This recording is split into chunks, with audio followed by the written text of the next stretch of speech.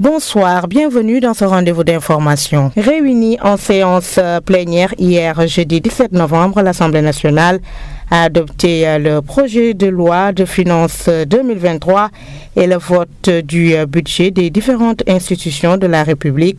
Les députés de l'opposition parlementaire qui avaient fait planer le spectre de blocage sur cette session ont été finalement coiffés sur le poteau par leur père de la majorité. Fin du suspense, l'Assemblée nationale a finalement donné hier le coup d'envoi du marathon budgétaire de l'année 2023. Réunis en séance plénière, les députés de la 14e législature ont débattu pendant plus de 12 heures de temps sur le projet de loi des finances 2023. Tournée de supervision des unités de centre de rééducation d'apanage orthopédique à l'hôpital régional de Ziguinchor. L'objectif de la tournée est de s'imprégner des difficultés des centres hospitaliers. Après cette supervision, le directeur du Centre national d'apanage se dit rassuré, même s'il reste des efforts à faire dans ce secteur. Je suis venu dans la région de Ziguinchor dans le cadre d'une tournée de supervision des unités qu'on appelle CRAO, Centre de rééducation d'apanage orthopédique, au niveau des régions de Kaolack, de Tamba, de Kolda et de Ziguinchor. Pour la première étape, la deuxième étape sera au niveau des régions du Nord et du centre, Thiès et Louga et Saint-Louis. C'est les seules régions qui ont bénéficié d'une unité de rééducation et de réadaptation. Vous me permettrez d'abord de remercier monsieur le directeur de l'hôpital régional de Ziguinchor, M. Ndiamé Diop, par rapport à son accueil d'abord, mais le remercier par rapport à ce que j'ai vu ici. J'ai fait une tournée dans 4 régions, je pense que Ziguinchor est la 4e, mais ce que j'ai vu ici quand même me rassure. D'ailleurs, j'ai vu un centre, une unité de rééducation et de réadaptation qui est fonctionnelle. J'ai trouvé des intrants. J'ai trouvé aussi de l'équipement. Maintenant, il est vrai qu'on peut améliorer. Je pense que cette tournée est dans ce cadre-là pour recueillir toutes les informations, connaître les difficultés dont les unités de rééducation et de réadaptation se confrontent pour pouvoir apporter des solutions. Madame le ministre de la Santé et de l'Action sociale nous a demandé, nous a instruit de venir faire cette mission de supervision. L'ombre de Jean Lassalas, fondateur de l'association des anciens et amis de la Casamance, rappelé à Dieu en 2020, a fortement plané lors de la cérémonie de remise des dons acheminés depuis la France. Un hommage lui a été rendu par ses amis et compatriotes français qui ont promis de perpétuer son œuvre, mieux de doter les villages insulaires de pirogues sanitaires. L'annonce a été faite lors de la cérémonie tenue hier devant la gouvernance Oudé Amaïmanga. L'œuvre de Jean Lassalas, rappelée à Dieu en 2020, a été perpétuée par l'Association des amis et amis de la Casamance qui chaque année, depuis l'enfance, convoie des véhicules 4L réformés pour les structures sanitaires des zones enclavées. Le président de la Chambre de commerce, d'industrie et d'agriculture de Ziguinchor, partenaire de l'association, lui a rendu un vibrant hommage lors de la cérémonie de remise symbolique de véhicules. Permettez-moi donc, à ce stade, d'avoir une pensée pieuse pour notre regretté Jean Lassalas et ses compagnons de l'association et également ceux de la Casamance arrachés à notre affection. Que Dieu le Tout-Puissant et miséricordieux les place à ses côtés en récompense de tous les bienfaits qu'ils ont prodigués toute leur vie. Je vous prierai de bien vouloir vous lever un petit instant pour leur rendre un vibrant hommage. L'appétit venant en mangeant, le président de l'association des anciens et amis de la Casamance a annoncé que pour les prochaines années, les villages insulaires enclavés seront dotés de pirogues pour l'évacuation des urgences. En partenariat avec la Chambre de commerce et d'industrie, nous souhaitons pérenniser un petit peu toutes ces actions et programmer pour 2024 et 2023 3 opérations importantes. À l'écoute des populations, nous savons qu'un certain nombre de villages isolés ne bénéficient pas de moyens d'évacuation d'urgence parce qu'ils sont localisés dans des îles. Ce ne sont plus des kangous que nous envisageons d'installer dans ces villages, dans ces postes de santé, mais il s'agit ici de pirogues sanitaires qui viendront rendre service, nous l'espérons, à ces populations. C'est notre objectif pour 2023. Et avec notre partenaire, la Chambre de commerce, d'industrie et d'agriculture, nous allons y travailler très concrètement dans les prochains jours. Pour réussir les nombreux défis que son association veut relever, le président des anciens et amis de la Casamance a sollicité le soutien et l'accompagnement des autorités. Ces dernières, par la voix de l'adjoint au gouverneur chargé du développement, les a rassurés quant à la présence de l'État et du gouvernement à leur côté.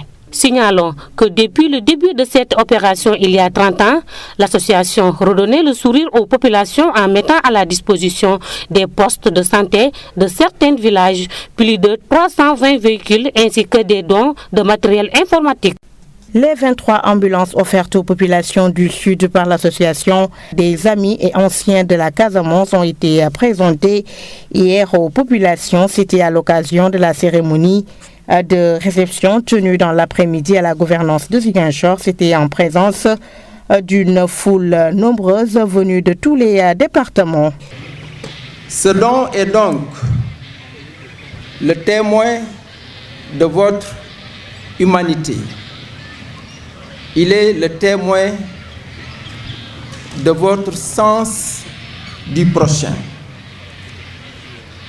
Et il est hautement important parce qu'il va améliorer considérablement le transport des blessés, le transport des malades, des villages vers les structures sanitaires. J'invite donc ces dernières, je veux dire les structures sanitaires, à veiller à une utilisation judicieuse, mais aussi à la maintenance de ces véhicules. Monsieur le Président de l'Association des amis et anciens de la Casamance, votre présence depuis environ une trentaine d'années en Casamance illustre à merveille votre amour,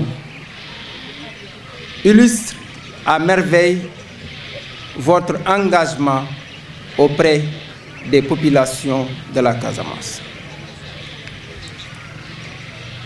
Je magnifie par ailleurs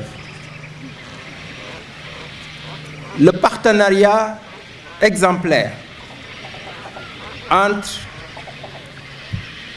la Chambre de commerce, d'industrie et d'agriculture de Ziguinchor et l'Association des amis et anciens de la Casamance. Au quartier Kandialan, une maison a été cambriolée par des malfaiteurs qui ont emporté avec eux un ordinateur, des téléphones portables, d'autres objets et de l'argent. La victime qui a porté plainte contre X a alerté les populations de Kandialan et de Ziguinchor face à ce phénomène afin que les délinquants soient appréhendés et punis. Catherine Badiane dans les détails. C'est un cambriolage. C'est ce matin lorsque je partais à la prière que quelqu'un est rentré dans ma maison. Et il a pris la machine ordinateur, mes 2 téléphones et d'autres denrées alimentaires qu'il est parti avec. Bon, les cahiers de mon enfant, les pots de sucre, le café et plus 2 portables et la machine ordinateur de la marque HP. On est parti à la gendarmerie, on nous a dit d'aller faire une déclaration au niveau du tribunal départemental. On vient de déposer notre plainte contre X et on attend la suite. On a adressé la plainte au niveau du procureur de la République. Bon, au procureur régional, quand je veux dire. Voilà, maintenant on attend. Ça nous a, parce qu'on vient d'installer il y a 6 mois de cela. Certes, on nous a alertés en nous disant qu'il faut être prudent parce qu'il y a beaucoup de vols, mais ça nous a jamais arrivé ici. Et c'est notre première fois. Ça fait mal parce que c'est l'outil de travail aujourd'hui. La machine, c'est là où se trouve tout. Si tu vois que je pars pour aller déposer une plainte, parce que heureusement beaucoup de mes dossiers, je les laissés dans ma boîte mail. Voilà, certes, je vais récupérer certaines, mais les autres, c'est fini. C'est fini, tu n'auras pas de traces. Et puis voilà, surtout la machine, c'est ce qui m'a fort touché, parce qu'il y a tout dedans. Maintenant, on attend la suite de l'enquête. Certes, on aura un résultat favorable, mais on attend. Les infos hors de nos frontières dans l'est de la RDC. Les affrontements entre l'armée congolaise et les rebelles du M23 se sont poursuivis dans la journée de mercredi. Depuis plusieurs jours, les combats se concentrent dans le groupement de Kikumba. Mercredi, les rebelles revendiquaient le contrôle de cette zone dans un communiqué, mais ce jeudi, une source militaire affirmait que certaines localités de Kikumba étaient encore aux mains de l'armée congolaise. Au moins un avion d'attaque congolais et des hélicoptères ont survolé Goma, situé à une vingtaine de kilomètres des affrontements. Malgré tout, dans la capitale provinciale, les habitants sont restés calmes et les activités se sont poursuivies normalement.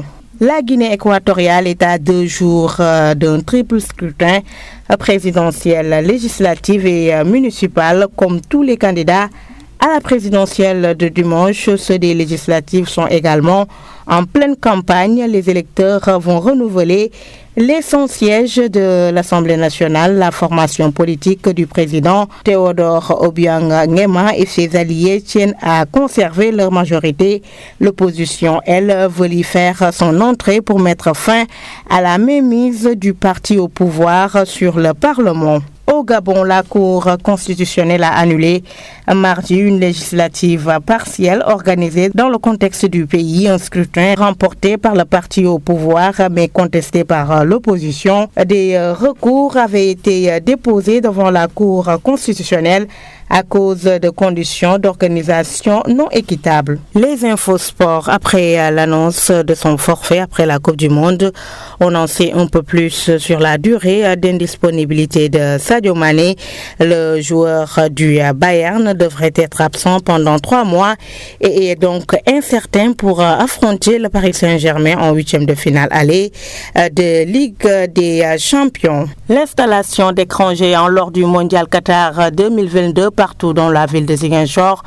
Ce projet n'est pas autorisé par la chaîne de télévision et certains de ses partenaires, ce qui est incompréhensible aux yeux des élus locaux de la commune de Ziguinchor qui comptent poursuivre d'autres démarches pour permettre aux populations de s'épanouir. On avait prévu d'accompagner les Ziguinchorois, en quelque sorte de créer ces fan zones, parce que la Coupe du Monde, c'est des moments de fête, fête de la jeunesse bien sûr, mais également du sport.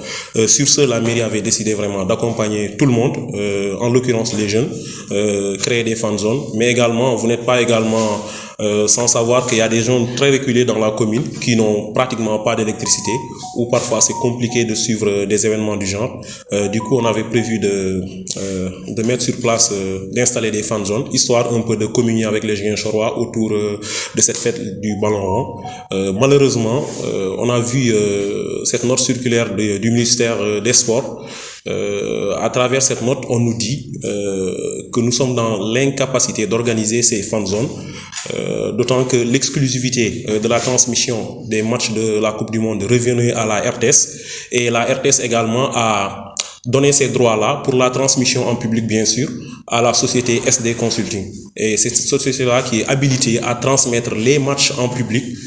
Sur ce, vraiment, donc en bon légaliste, on a jugé nécessaire de communiquer avec les Ziguinchorois, leur dire que on avait l'intention quand même de vous octroyer de fan zone digne de ce nom, mais malheureusement avec cette interdiction, on se veut légaliste. Je pense qu'on ne va pas aller au-delà de ce qui a été décidé. Sur ce, vraiment, il fallait quand même communiquer avec les Ziguinchorois, leur dire que nous sommes dans l'incapacité vraiment d'organiser ces fan zones. Et puis, autre chose, je pense que la RTS peut avoir cette exclusivité sur le plan médiatique de transmettre les matchs, mais quand on va jusqu'en public, demander aux gens de ne pas transmettre les matchs, de ne pas faire les fan zones, je pense que ça relève un peu de la dictature, si j'ose m'exprimer ainsi. Et sur ce, je pense que les Sénégalais, les Ziguinchorois en particulier, donc, sont informés et ils prendront note. Ligue 1 Sénégal, 6e journée, samedi 19 novembre. Djambar FC va rencontrer Jaraaf au stade Fodé Wade. AS Pikine Guédiawaye FC à 16h30 au stade Alassane Djigo. Dimanche, Dakar Sacré-Cœur, Teungueth FC au stade Ibrahima Boye à 16h30. Samedi 19, Génération Foot Sonacos au stade Djibril Diagne à 16h30. US Gorée, stade de Mbour au stade Iba Mar Diop à 16h30. Linguère, Casa Sport au stade Mawade Wade à 16h30. Ceneps Excellence AS Douane au stade Maniang Soumaré à 16h30. Ligue de Sénégal, 6e journée, US Ouakam va rencontrer Mbour Petite Côte au stade Iba Mar Diop à 16h30. Demba Diop FC Duc au stade Caroline Faye à 16h30. Also FA Diamono Fatick au stade Ibrahima Boye à 16h30. Amitié FC Wali Dan au stade Maniang Soumaré à 16h30. HLM Dakar Thiès FC au stade Alassane Djigo à 16h30. Ndiambour, AGL Rufisque au stade Albouri Ndiaye à 16h30. Keur Madior, UCST Port au stade Biram Boye à 16h30. C'est la fin de cette édition. Merci de nous avoir suivis.